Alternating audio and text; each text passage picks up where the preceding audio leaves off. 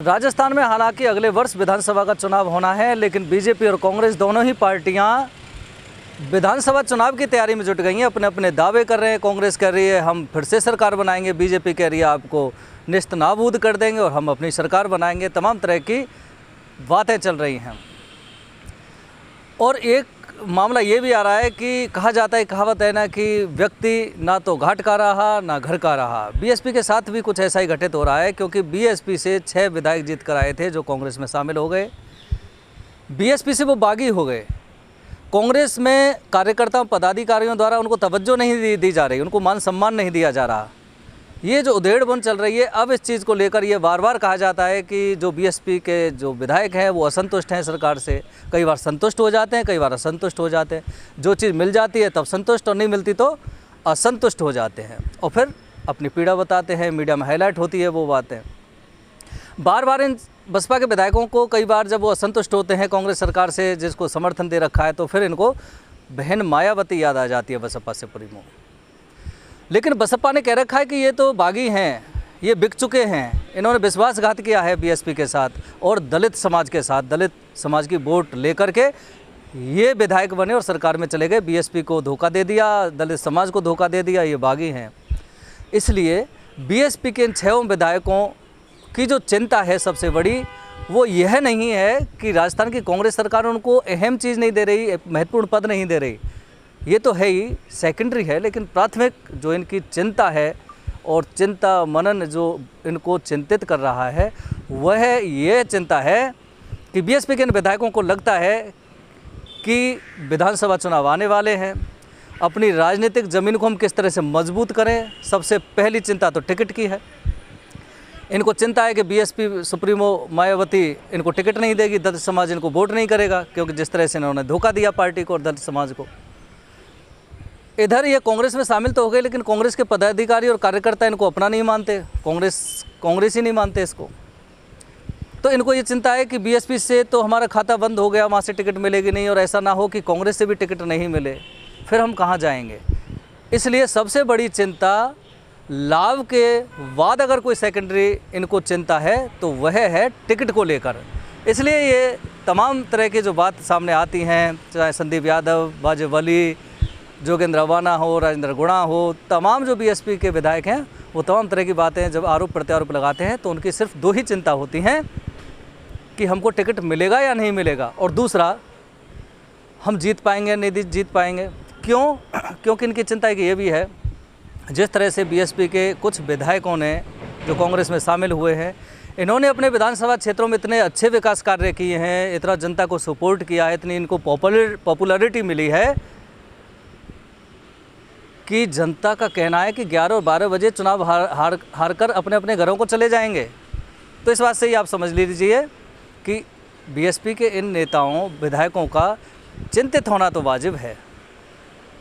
और इसके अलावा बीएसपी के अलावा हम बात करें कांग्रेस पार्टी की, जिनकी सरकार है, अंदरूनी जिस तरह से इनकी लड़ाई है और ये पूरा इनका जो कार्यकाल था वो एक तरह से कहें टेंशन में गुजर गया।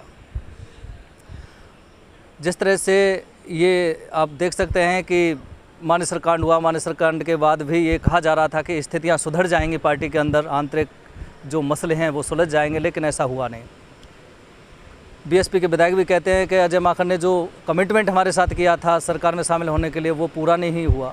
राजेंद्र गुणा कई बार उनके स्टेटमेंट सामने आते हैं, कभी शांति धारीवाल का अनाइनमेंट लूज हो जाता है, कभी कुछ हो जाता है।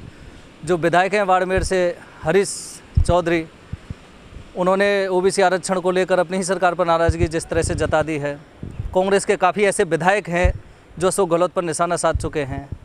ये जो पूरा सिस्टम है कांग्रेस सरकार में, जो कांग्रेस पार्टी है, वो आपसी लड़ाई, आपसी गुटबाजी, फिर ऊपर से बीएसपी के विधायकों की टेंशन अलग से, ये सब जो कारवां चल रहा है, उसमें भी गोविंद सिंह डोटासरा का ये बयान आता है कि हम पूर्ण बहुमत के साथ 2023 में सरकार बनाने जा रहे हैं।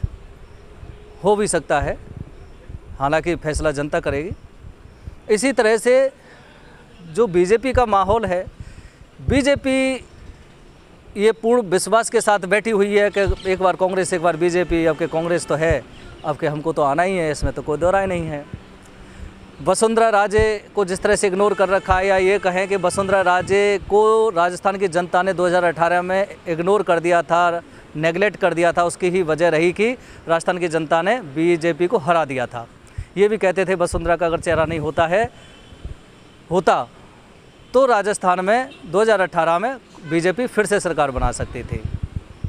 बीजेपी में भी आंतरिक मतभेद है, गुटबाजी है, लड़ाई है। वसुंधरा के खुद के जो आदमी हैं, उनके जो कार्यकर्ता हैं, उनके जो समर्थक हैं, उनके जो पूर्व विधायक थे, वो नहीं चाहते कि वसुंधरा के अलावा कोई और मुख्यमंत्री राजस्थान में बने।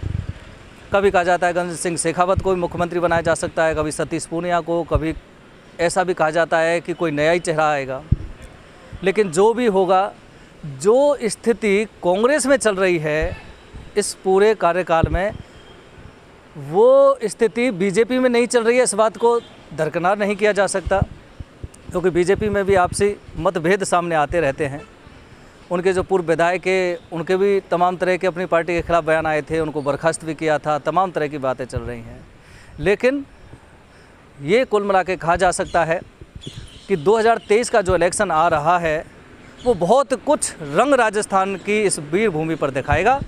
और यहाँ की जनता जिस तरह से इन सरकारों को, दोनों पार्टियों को देख चुकी है, और ख़ासकर ये जो 5 साल चली है राजस्थान कांग्रेस सरकार, जिस तरह से बीएसपी विधायकों के जलवे राजस्थान की जनता ने देखे हैं, कांग्रेस की सरकार में उनके विधायकों, मंत्रियों के द्वारा क्या हुआ है वो भी सब जनता ने देखा है। खुद कांग्रेस कार्यकर्ता अपनी सरकार से, अपनी पार्टी से नाराज़ रहे हैं। कार्यकर्ता आरोप लगा चुके हैं कि हमको तवज्जो नहीं दी जाती, कार्यकर्ताओं को सरकार पूछती नहीं है, ना उनके विधायक पूछते हैं, ना मंत्री पूछते हैं। कार्यकर्ता तो सिर्फ मेहनत करने के लिए बने हैं कि आप खून पसीना बहाइए, पार्टी को सत्ता में लाइए और फिर आप अपने घर बैठ जाइए। तो कार्यकर्ताओं में भी नाराज़गी, जिस तरह से अशोक गहलोत ने एक बार बयान भी दिया था कि सचिन पायलट कार्यकर्ताओं को भड़काने का प्रयास कर रहे हैं। सचिन पायलट भड़काने का प्रयास कर रहे हैं, या फिर वो कार्यकर्ताओं की आवाज़ अपनी पार्टी में उठाना चाहते हैं। जिस तरह से कार्यकर्ता शिकायत कर रहे हैं, सच्चाई से वाकिफ़ वो कराना चाहते हैं। मजबूरी है या फिर कहानी कुछ अधूरी है, ये तो पता नहीं मुख्यमंत्री और राजस्थान की कांग्रेस सरकार का। लेकिन इतना ज़रूर है कि 1 वर्ष बाद 2023 में जो चुनाव होने हैं, उसमें राजस्थान की कांग्रेस सरकार को भी पता है, उनके नेताओं को भी पता है, बीजेपी को भी पता है, बीजेपी के नेताओं को भी पता है, और ख़ासकर बीएसपी के जो 6 विधायक हैं उनको भी पता है कि क्या होने वाला है, जनता का मूड क्या है। क्योंकि इन पार्टियों में सारे एक्सपर्ट लोग होते हैं, अनुभवी लोग होते हैं, उनको तो पता चल ही जाता है। लेकिन जो चुनाव आने वाला है, इसमें सबसे ज़्यादा चिंतित अगर कोई होगा बीजेपी और कांग्रेस के बाद, तो वो होंगे बीएसपी से आए हुए विधायक। क्योंकि वो उनके साथ कहीं ऐसा ना हो जाए कि ना तो घर के रहे ना घाट के रहेंगे, और राजनीतिक ज़मीन उनके विधानसभा क्षेत्रों में से भी जनता के बीच से खिसकती हुई जा रही है। ये सब होगा। कैमरामैन पीयूष दीक्षित के साथ सुरेश फौजदार, भरतपुर, राजस्थान तक।